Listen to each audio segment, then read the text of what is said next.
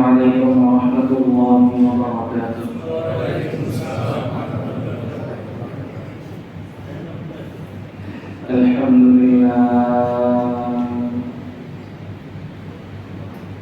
الحمد لله نحمده ونستعينه ونستغفره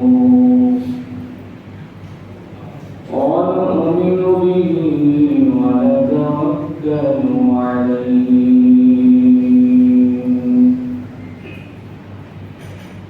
ونعوذ بالله من شرور أنفسنا ومن سيئات أعمالنا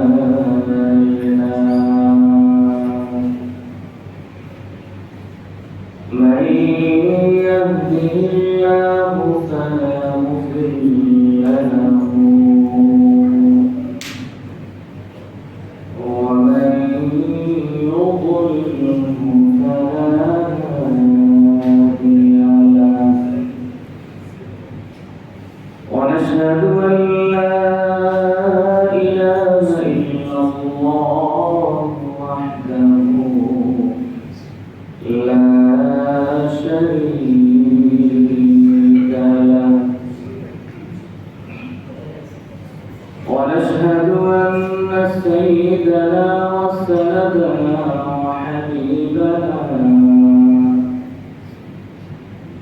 وحبيب ربنا وطبيبنا وطبيب قلوبنا وأولانا ومولانا محمدا عبده ورسوله صلى الله تعالى عليه وعلى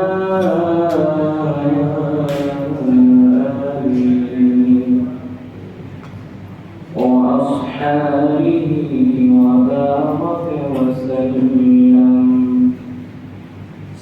وبارك وسلم تسليما كثيرا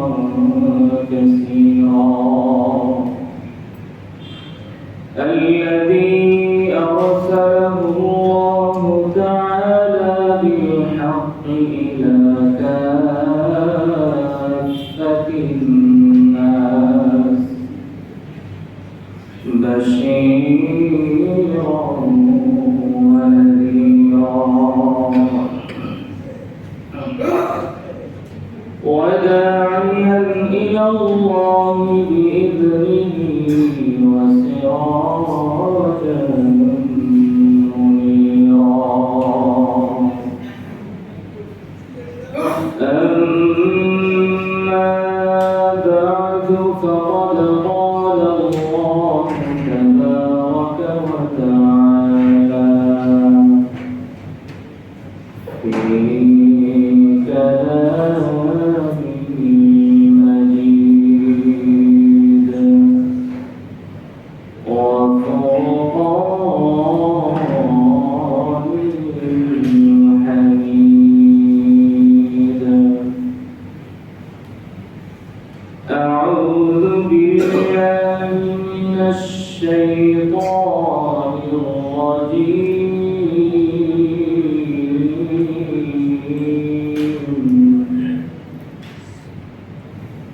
بسم الله الرحمن الرحيم.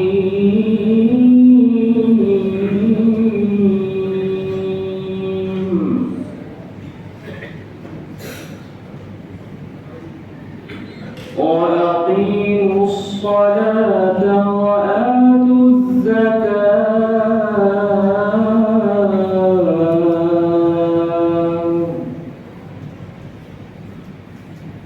وأقرضوا الله قرضا حسنا وما تقدموا لأنفسكم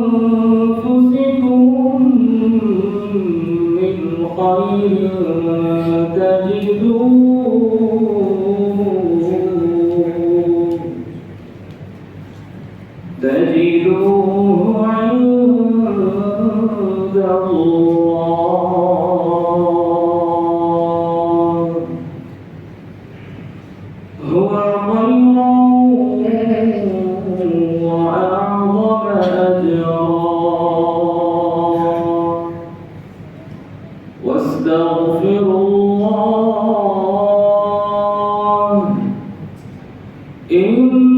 الله غفور رحيم.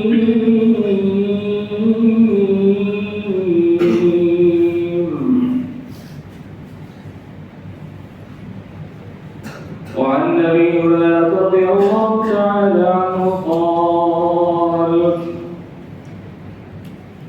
أن أعرابيا أتى النبي صلى الله عليه وسلم فقال: دلني على عمل إذا عملته دخلت الجنة. فقال: لا. فقال: تعبد الله ولا تشرك به شيئا.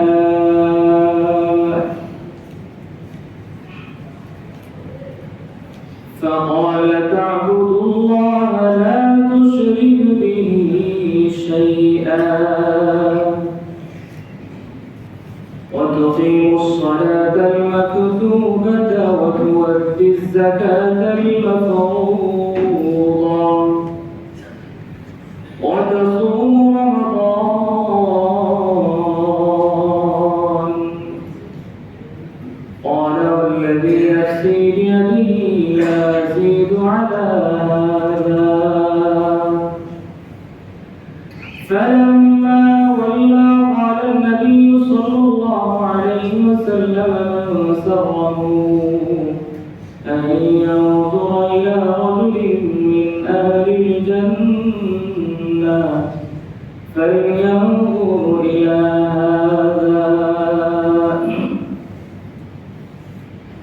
أو كما قال النبي عليه الصلاة والسلام. آمنت بالله صدق الله مولانا العظيم وصدق رسوله النبي الأمي الأمين الكريم. ونحن على ذلك لمن الشاهدين والشاكرين. والحمد لله رب العالمين. محبة الشهد شهد والشريك اللهم صل على محمد وعلى آل محمد كما صليت على إبراهيم وعلى آل إبراهيم إنك حميد مجيد. اللهم بارك على محمد وعلى آل محمد كما باركت على إبراهيم وعلى آل إبراهيم إنك حميد مجيد. معزز محترم সম্মানিত মুসলিম کرام, আল্লাহ রাব্বুল আলামিন আমাদেরকে পবিত্র রমাদান মুবারকের রোজা রেখে জুমার নামাজ জামাতের সাথে আদায় করার জন্য মসজিদে আসার তৌফিক দান করেছেন। এজন্য সেই মহান রবের শাহী দরবারে মন প্রাণ খুলে সবাই শুকরিয়া আদায় করি আলহামদুলিল্লাহ।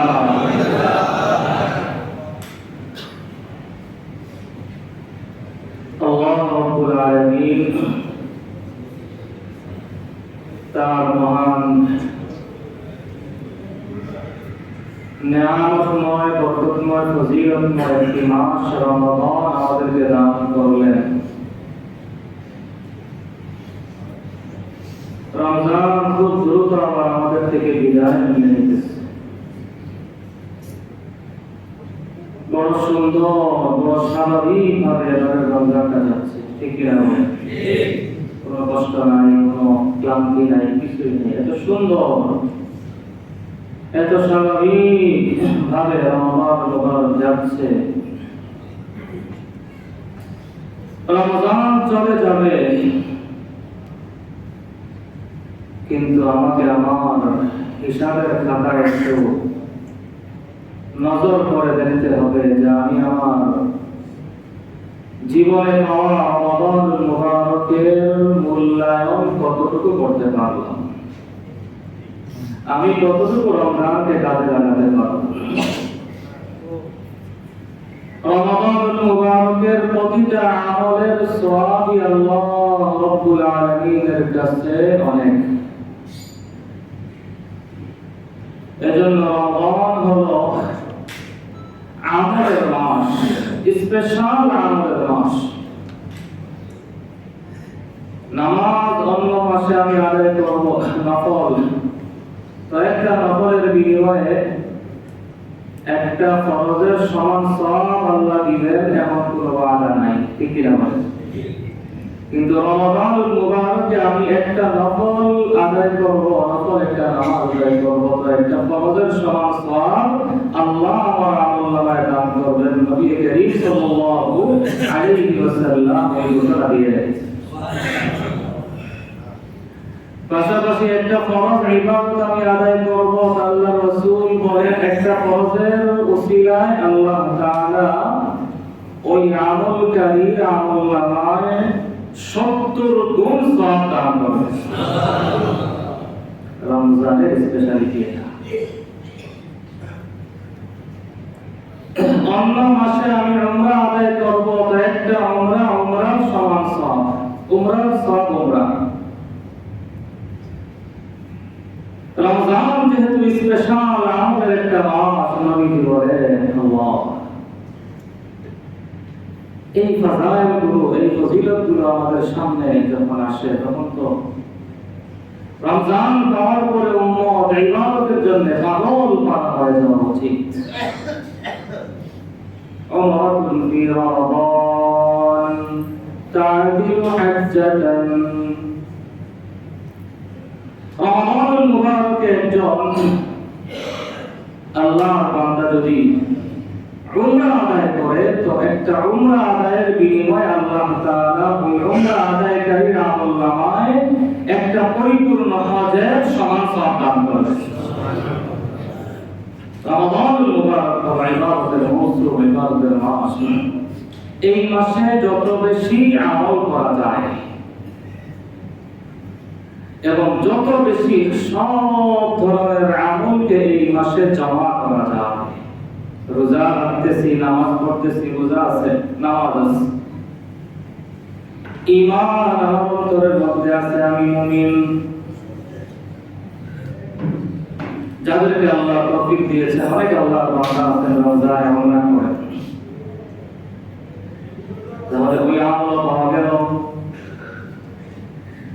ইসলামের 5টি ভিত্তি স্তম্ভের প্রতিটাকে সম্ভব হলে এই মাসে একত্রে আদায় করা।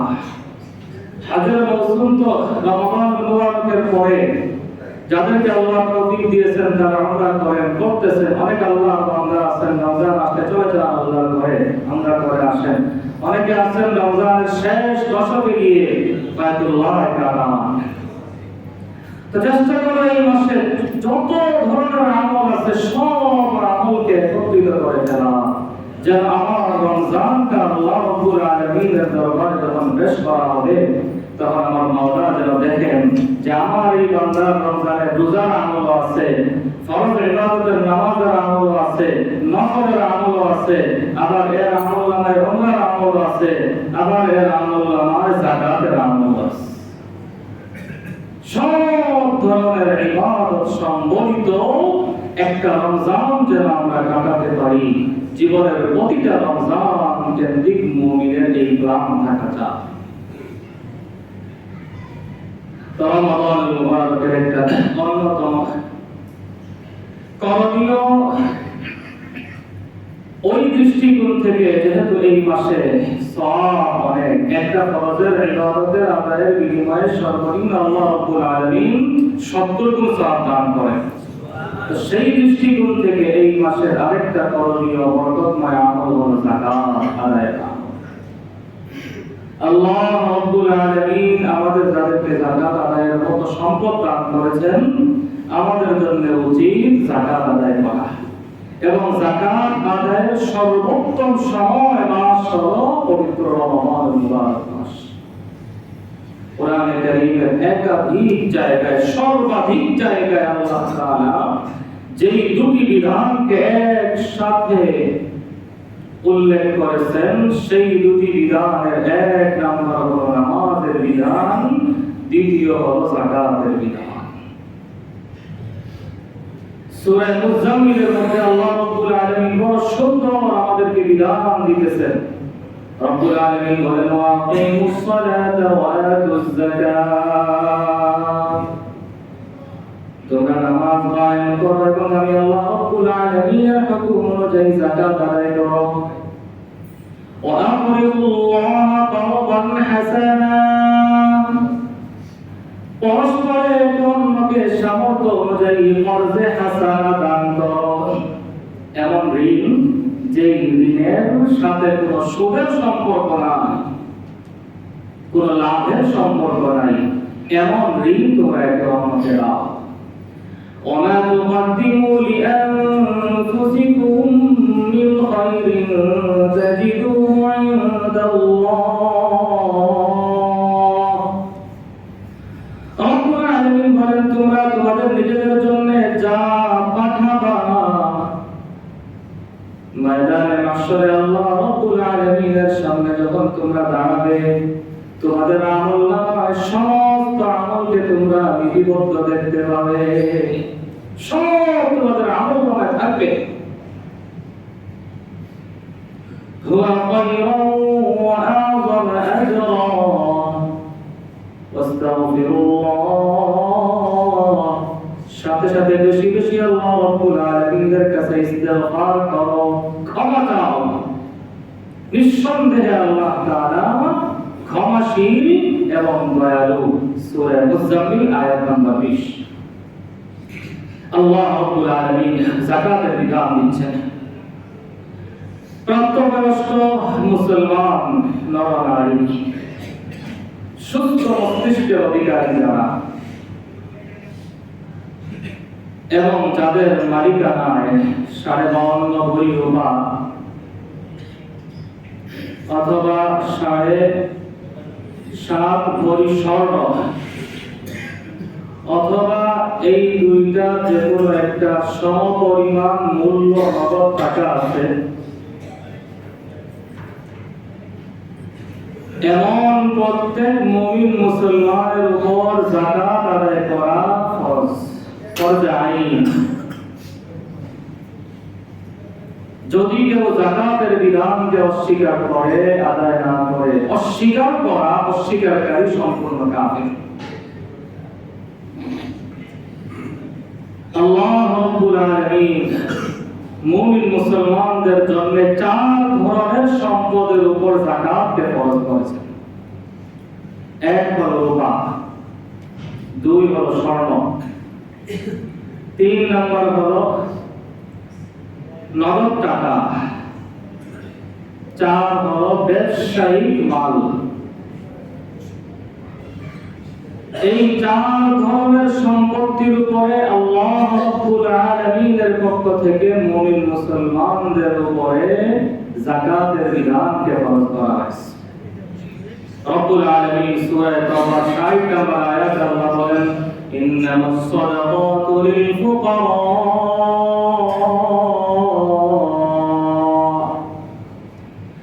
ওয়াল মাসাকিন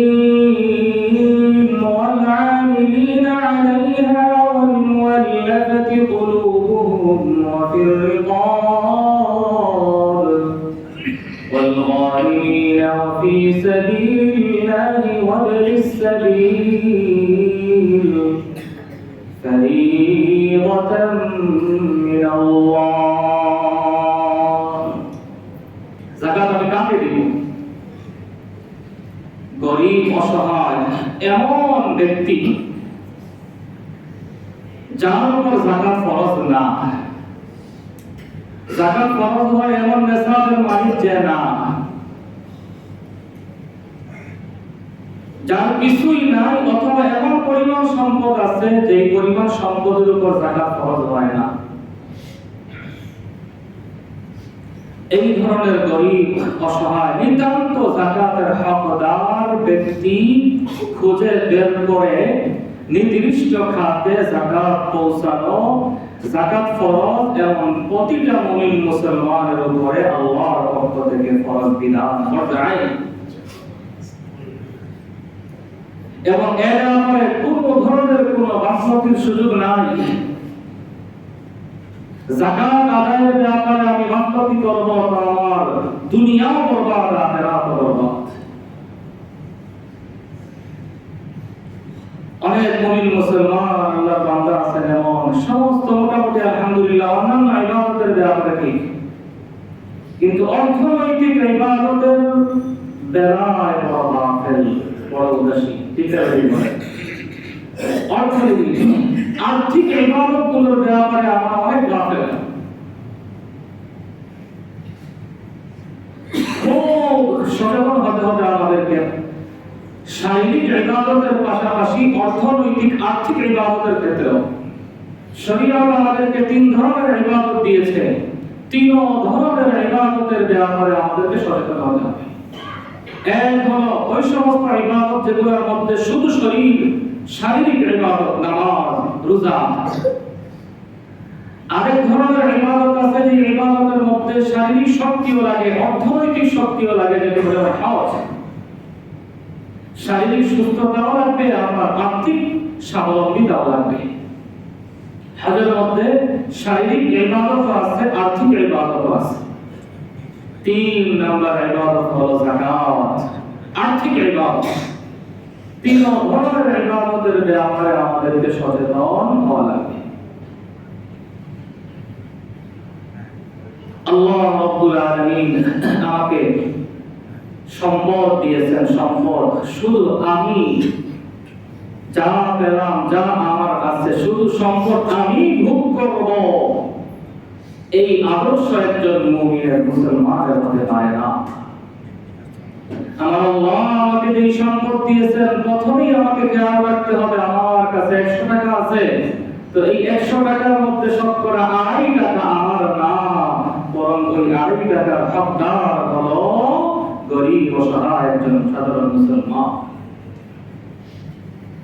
রব বলেন যে বান্দা, তুমি তোমার শতকরা 2.5 টাকা দিয়ে দাও, বাকি টাকা তুমি তোমার জন্য খরচ করো। আমি আল্লাহ যখন দেখব তুমি 2.5 টাকা আদায় করে দিয়েছো, তখন তোমার বাকি টাকার মধ্যে আমি আল্লাহ অনেক গুণ বরকত দিয়ে দেব। ওই 2.5 টাকা তুমি যাকে দান করবা, তার দুআর বরকতে আমি আল্লাহ তোমার সম্পদ এমন ভাবে বাড়াইয়া দিব, এমন ভাবে বাড়াইয়া দিব যা তুমি কল্পনা করতে পারবা না। وفي أموالهم حق للسائل والمحروم।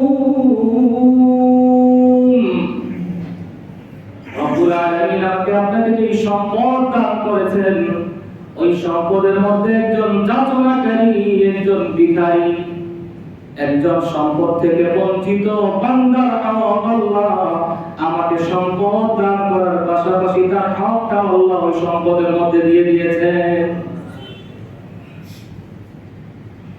রব্বুল আলামিন বলেন, বান্দা তোমার এত টেনশনের কারণ কি? তোমার টেনশনের কারণ নাই, তুমি তোমার 2.5% সম্পদ দিয়ে দাও, দান করে দাও।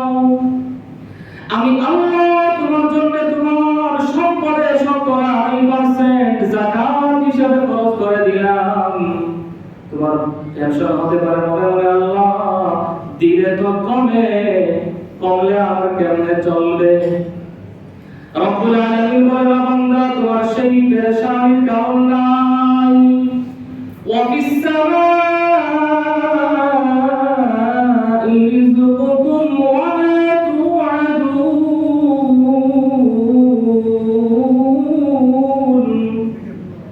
রব্বুল আলামিন বলেন, বান্দা তোমার রিজিকের নিয়ন্ত্রণ তোমার হাতে না। এই আয়াতে আল্লাহ আয়াত শুনে বলতেছেন, ওয়াফিস সামাই রিজকুকুম, ও বান্দা তোমার রিজিক তো আমি আল্লাহ আসমানে রেখে দিয়েছি। তোমার রিজিক তো আসমানে। আয়াতে আল্লাহ বলেন ওয়ালিল্লাহি খাযাইনুস সামাওয়াতি ওয়াল আরদ, আসমান এবং জমিনের খাজানার মালিক কে বলেন? আল্লাহ। তো সেই খাজানার মালিক আমাকে দিলেন, আমিও দিব। তিনি আমাকে দিয়েছেন, আমি দান করব, তিনি আমাকে আরো দিবেন। তিনি দিলেন, আমি দান করলাম না, তার দেওয়ার রাস্তা তিনি বন্ধ করে দিবেন। সাহাবী বিলাল রাদিয়াল্লাহু তাআলা আনহুর মতো একজন সাহাবী, নিঃস্ব। ওই সাহাবীকে আল্লাহর হাবিব বলতেছেন, বিলাল আনফিক, আল্লাহর রাস্তায় তুমি দান করো, তোমার দানের রাস্তাকে, তোমার দানের হাতকে তুমি বন্ধ করিও না রে বিলাল। তুমি যদি তোমার দানের হাত আল্লাহ রাব্বুল আলামিনের রাস্তায় দান করতে গিয়ে বন্ধ করে দাও, তোমাকে দেওয়ার কুদরতি দানের হাত আল্লাহ রাব্বুল আলামিন বন্ধ করে দিবে।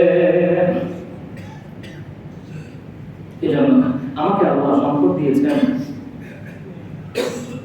এই সম্পদটার বরকত, সম্পদের পবিত্রতা সব কিছু নির্ভর করে আমার সম্পদের সঠিক ব্যবহারের উপর। আমার সম্পদের মধ্য থেকে যদি নির্দিষ্ট পরিমাণ যাকাত আমি আল্লাহর রাস্তায় দান করি, তাহলে ওই নির্দিষ্ট পরিমাণ যাকাত আদায়ের বিনিময়ে আল্লাহ রাব্বুল আলামিনের পক্ষ থেকে আমার বাকি সম্পদটাকে বরকত দ্বারা ভরপুর করে দেওয়া হবে। কল্পনা করতে পারবো না আমি এমন বরকত আল্লাহ আমাকে দান করবেন। সূরা তাওবার 103 নম্বর আয়াতের মধ্যে আল্লাহ রাব্বুল আলামিন তার হাবিব মুহাম্মদুর রাসূলুল্লাহ সাল্লাল্লাহু আলাইহি ওয়াসাল্লামকে সম্বোধন করে বলতেছেন, খুদ মিন আমওয়ালিহিম সাদাকা, হে রাসূল আপনি আপনার উম্মতের সম্পদ থেকে আল্লাহ রাব্বুল আলামিনের রাস্তায় দান করার মতো সঠিক যাকাত তাদের থেকে আপনি গ্রহণ করেন। তাদের থেকে নির্দিষ্ট পরিমাণ যাকাত আপনি নেন। কি হবে নিয়ে? রব্বুল আলামিন বলেন, তুতাহিরুহুম, আমার একজন বান্দা যখন আমি আল্লাহ রব্বুল আলামিন তাকে যে নিয়ামত দিলাম, সম্পদ দিলাম, ওই সম্পদ থেকে নির্দিষ্ট যাকাত যখন সে যাকাতের হকদারের হাতে দান করবে, তুতাহিরুহুম, যাকাত দান করার মাধ্যমে, যাকাত দেওয়ার মাধ্যমে ওই বান্দাকে আমি আল্লাহ সব ধরনের গুনাহের নাপাকি থেকে আমার কুদরতিভাবে আমি আল্লাহ তাকে পবিত্র বানায়া দিব। তুতাহিরুহুম মিনাজ যুনুব, রব্বুল আলামিন বলেন যাকাতের মাধ্যমে আমার বান্দাকে আমি আল্লাহ সব ধরনের গুনাহ থেকে পবিত্র বানায়া দিব, এটা আমার ওয়াদা। ওয়া তুযাক্কিহিম বিহা, যাকাত আমার বান্দা যখন আদায় করবে আমি আল্লাহ রাব্বুল আলামিন আমার যাকাত আদায়কারী বান্দাদের অন্তরকে পবিত্র বানায়া দিব। শুদ্ধি তাদের অর্জন হবে, তাদের আত্মাকে আমি আল্লাহ শুদ্ধ করে দিব, তাদের আত্মাকে পরিশুদ্ধ করে দিব। আমল নামাও পরিষ্কার, আত্মাও পরিষ্কার। আর কি লাগে বলেন? আমল নামা গুনাহ থেকে সাফ, আত্মাও সাফ। আমল নামাও পরিষ্কার, আত্মাও পরিষ্কার। আর কি করবেন? আল্লাহ রাব্বুল আলামিন নিজে বলতেছেন সূরা তাওবা 103 নম্বর আয়াতে, যাকাত আদায়ের মাধ্যমে গুনাহ থেকে আমি আল্লাহ পবিত্র বানায় দেই এবং অন্তরকে, সমস্ত অন্তরের খারাপি থেকে আমি আল্লাহ পবিত্র বানায় দেই। দিল সাফ, আত্মা পরিশুদ্ধ, তাকওয়া অর্জন হবে, মুত্তাকি হব। একজন বান্দা, একজন মানুষের যখন আত্মা পরিষ্কার, তখন তার দ্বারা গুনাহ সংগঠিত হবে না। আজকে আমাদের সমাজের রন্ধ্রে রন্ধ্রে বড় থেকে বড়, মারাত্মক থেকে মারাত্মক ধরনের গুনাহ, ভয়াবহ গুনাহের নমুনা দিন দিন প্রকাশ পাচ্ছে। ঠিক আছে, কথা বলেন সবাই, ঠিক না? ভয়াবহ গুনাহের নমুনা প্রকাশ পাইতেছে। এগুলো সব কিছুর মূল কারণ হলো আজকে আল্লাহর সৃষ্টি, সর্বশ্রেষ্ঠ সৃষ্টি মানব জাতির অন্তর নাপাক হয়েছে। ঠিক না বেটি? এই অন্তরকে পাক বানানোর জন্য আল্লাহ আমাদেরকে যে আমল দিচ্ছেন, যাকাতের আমল। সূরা তাওবা 103 নম্বর আয়াতটা বলে আমরা তাফসীরটা পড়ব। যাকাত মুমিন মুসলমানের জীবনে এমন আমল যার দ্বারা বান্দার আমল পরিষ্কার হয়, আত্মা পরিষ্কার হয়। প্রতিটা মুসলমান হিসাবে, মুমিন হিসাবে আমাদেরকে সিরিয়াসলি যাকাতের হিসাব বের করতে হবে। যাকাতের হিসাবের ক্ষেত্রে কোন ধরনের কোনো কারচুপি, কোন ধরনের কোনো লুকোচুরি করা যাবে না, কারণ এই হিসাবটা হলো আমার মাওলার সাথে আমার। পৃথিবীর সব ক্ষেত্রে হিসাব দিয়ে কারচুপির মাধ্যমে, বিভিন্ন মাধ্যমে পার পেয়ে যাওয়া সম্ভব, কিন্তু মাওলার সাথে হিসাব দেওয়ার ক্ষেত্রে কি বলেন, কারচুপি করে পার পাওয়া যাবে না। যেরকম সন্দেহ পার পাওয়া যাবে বলেন না। এজন্য ভাই হিসাব করে আমার স্থাবর সম্পত্তির পরিপূর্ণ হিসাবের মাধ্যমে আমাকে যাকাতের হিসাবটা বের করে উত্তম হলো রমজানই আদায় করে দেয়া। রমজান থেকে রমজান বৎসর হিসাব করে রমজানই যাকাত আদায় করে দেয়া। যাকাতের ব্যাপারে ছোট্ট একটা নোট, খুব গুরুত্বপূর্ণ বিষয়, আমরা সবাই খুব খেয়াল রাখবো। সেটা হলো, অনেকে আমরা মনে করি যে আমার কাছে তো খুব ভালো করে খেয়াল করে, খুব ভালো করে অন্য কষ্ট না হই, আমরা খুব ভালো করে খেয়াল করি। অনেকে মনে করি যে আমার কাছে তো টাকা আছে কিন্তু স্বর্ণরূপা নাই। আবার অনেকে মনে করি যে আমার কাছে তো 2-1 ভরি স্বর্ণ আছে, 7.5 ভরি তো নাই। সবাই খেয়াল করেছে কিনা বলেন? খুব ভালো করে বুঝি। আল্লাহর দরবার থেকে আমাকেও পার পাওয়া লাগবে, আপনাদেরকে, আমাদের সবাইকে পার পেতে হবে। এজন্য খুব ভালো করে বুঝে অন্য অনুষ্ঠান না হয় আমাকে। অনেকে মনে করি আমার কাছে হয়তো আমার ব্যবহারে, আমার স্ত্রীর কাছে হয়তো 2 ভরি স্বর্ণ আছে, আমার তো নাই, সুতরাং হিসাবটা হলো 7.5 ভরি হলে যাকাত পাওয়া যায় না। অথবা আমার কাছে ক্যাশ কিছু টাকা আছে, স্বর্ণ অল্প আছে, সুতরাং হিসাব করলে তো 52 ভরি রূপা হচ্ছে না, 7.5 ভরি স্বর্ণ হচ্ছে না, সুতরাং আমার উপর যাকাত নেই। এই একটা ভুল ধারণা অনেকের মধ্যেই কাজ করে। এই ক্ষেত্রে ক্লিয়ার মাসআলাটা আমরা খেয়াল করব। দাম জানা এটা আমাদের জন্য সহজ, আমরা দাম জেনে নিতে পারবো। স্বর্ণ রূপা যারা ব্যবসা করেন তাদের কাছ থেকে বর্তমানে স্বর্ণের কোন ক্যারেটের কি পরিমাণ দাম পার ভরি, রূপার কোন ক্যারেটের কি পরিমাণ দাম পার ভরি, ওই দাম বাজার মূল্য অনুযায়ী আমার কাছে হয়তো 52 ভরি রূপাও নাই, 7.5 ভরি স্বর্ণও নাই, কিন্তু বর্তমান বাজার মূল্য অনুযায়ী 52 ভরি রূপা সমপরিমাণ টাকা আমার কাছে আছে। তাহলে আমার কথাটা খরচ শতকরা 8%। এটা সহজ বিষয়। দ্বিতীয় আরেকটা বিষয়, আমার কাছে 52 ভরি রূপাও নাই, 7.5 ভরি স্বর্ণও নাই, কিন্তু আমার ঘরে 1 ভরি, 2 ভরি, 2.5 ভরি, 3 ভরি অল্প পরিমাণ 2-4 ভরি, 2-1 ভরি স্বর্ণ আছে। আমার নগদ ক্যাশ কিছু টাকা আছে এমন পরিমাণ যে ওই 1 ভরি স্বর্ণ আর ওই নগদ ক্যাশ টাকা হিসাব করলে 52 ভরি রূপার সমপরিমাণ দাম হয়ে যায়, বর্তমান বাজার মূল্য হয়ে যায়, তাহলে আমার উপর টাকা খরচ। আমার ঘরে আমার ব্যবহারে 2-1 ভরি স্বর্ণ আছে, আমার ক্যাশ 50,000 টাকা আছে, কথার কথা উদাহরণস্বরূপ 1 ভরি স্বর্ণ আছে, আবার ক্যাশ অল্প কিছু টাকা আছে, দুটোটা মিলালে 52 ভরি রূপার দাম হয়ে যায় আমার উপর টাকা খরচ। যাকাত দেওয়ার ক্ষেত্রে যাকে দিচ্ছি তার সম্পূর্ণ অবস্থাটা যাচাই করে একদম নির্ধারিত, নির্দিষ্ট সঠিক খাতের হাতে যাকাতটা উঠায় দেয়া। যাকাত দেওয়ার ক্ষেত্রে আপনজনদেরকে যাকাত দেওয়া অনেক আগ্রহ থাকে আমাদের। এক্ষেত্রে আমার থেকে নিচে যারা, আমার থেকে উপরে যারা, বংশীয় ক্রম অনুসারে তাদেরকে যাকাত দেওয়া যাবে না। বাবা, তার ছেলে, ছেলের ছেলে, নাতি, এইভাবে নিচের দিকে যারা, তাদেরকে যাকাত দিতে পারবেন না। আবার উপরের দিকে যারা আছেন, আমার বাবা, বাবার বাবা, ওনাদেরকে যাকাত দেওয়া যাবে না। সমান লেভেলের যারা, ভাই ভাইকে যাকাত দিতে পারবে। এইভাবে আত্মীয় স্বজনদের ক্ষেত্রে, যাকাতের ক্ষেত্রে এই বিষয়টা আমরা খেয়াল। দ্বিতীয় বিষয় হলো যাকাত আদায়ের ক্ষেত্রে সবার আগে খেয়াল করা যে যাকে আমি যাকাত দিচ্ছি সে এই যাকাতটা গ্রহণের সঠিক হকদার কিনা। এই হকদার খুঁজে তার হাত পর্যন্ত যাকাতটা পৌঁছায় না। হকদার আমার আশপাশে থাকলে আলহামদুলিল্লাহ, বর্তমান চলমান আমাদের আশপাশে অনেক মাদ্রাসা আছে, অনেক মাদ্রাসা আছে।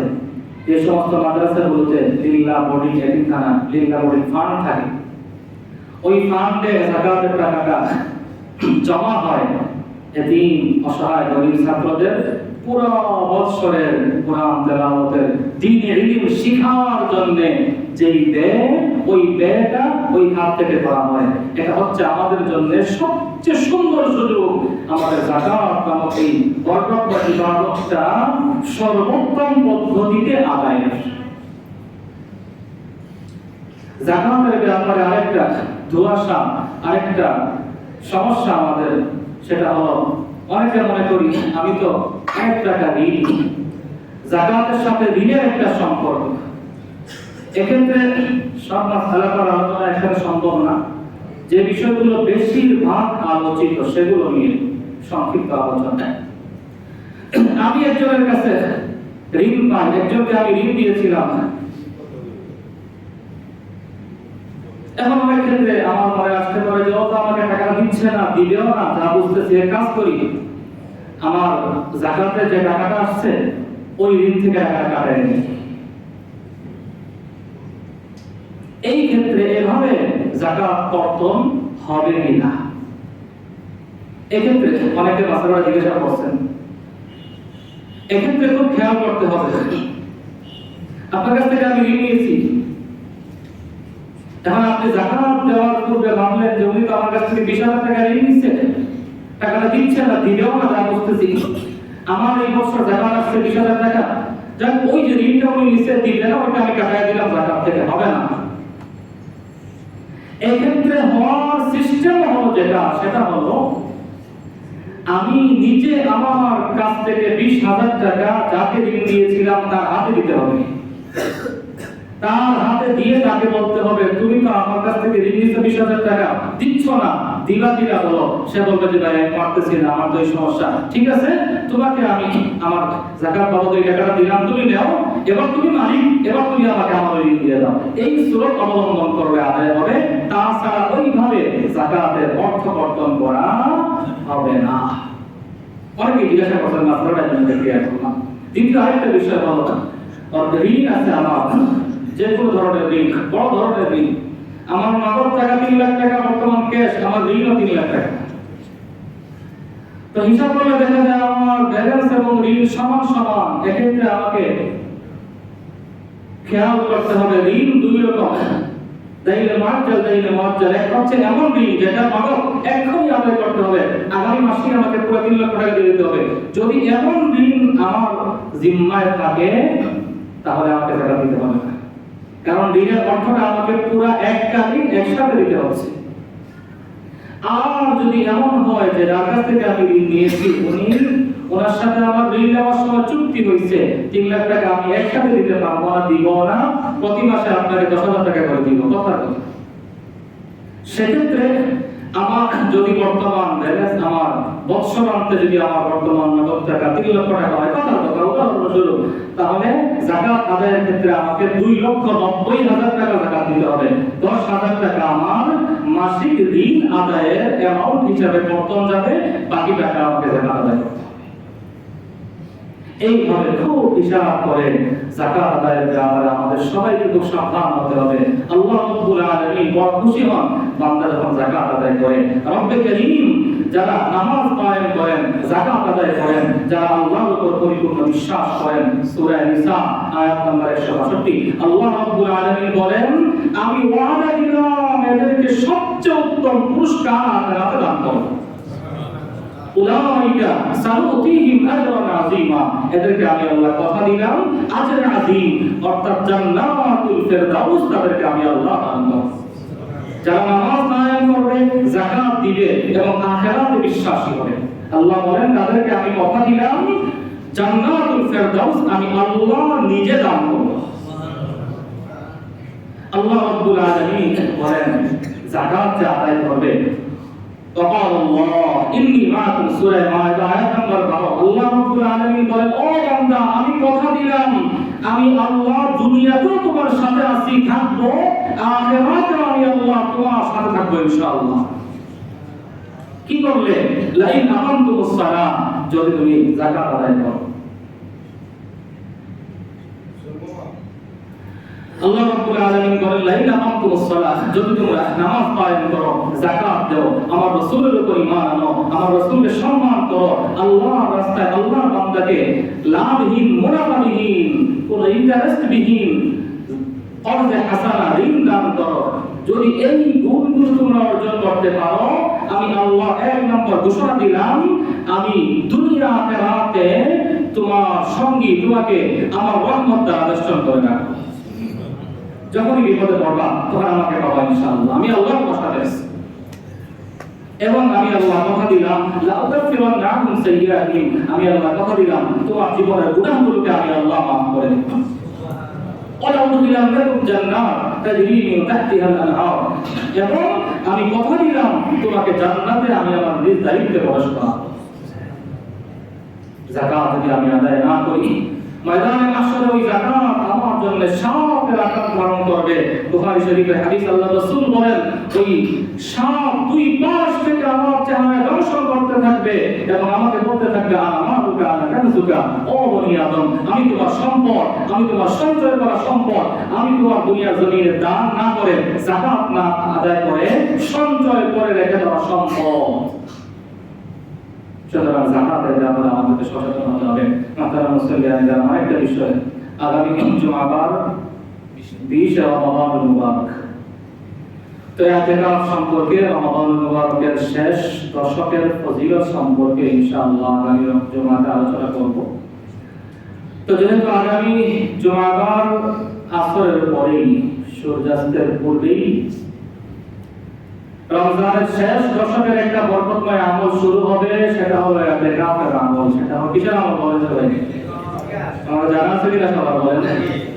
তো আলহামদুলিল্লাহ ইতিকাফ বড় দামি আমল। রমজানের শেষ দশকে আল্লাহর ঘরে এসে আল্লাহর সাথে একটু অনশন করা যায়, আল্লাহ তোমার ঘরে আসছি, যা দিবা দাও, না দিলে যাবো না। রব্বে কারীমের সাথে এই ভালোবাসার সুসম্পর্ক তৈরি করার শেষ সুযোগ হিসাবে রমজানের শেষ দশক আমাদের সামনে আসতেছে, ইতিকাফের দশক আমাদের সামনে আসতেছে। আগামী জুমাবার আসরের পর থেকেই অর্থাৎ ইফতারের আগেই আমাকে চলে আসতে হবে মসজিদে। এজন্য যারা আমরা রমজান মুবারকের শেষ দশকে ইতিকাফ করতে প্রস্তুত আছি, আলহামদুলিল্লাহ আমরা এর পূর্বেই আমাদের প্রস্তুতি সেরে ফেলবো। যারা এখনো প্রস্তুতি নেই দুর্বল অবস্থায় আছি, যত বেশি পারি একটু রমজানের শেষ দশকে ইতিকাফ আদায় করার চেষ্টা করি।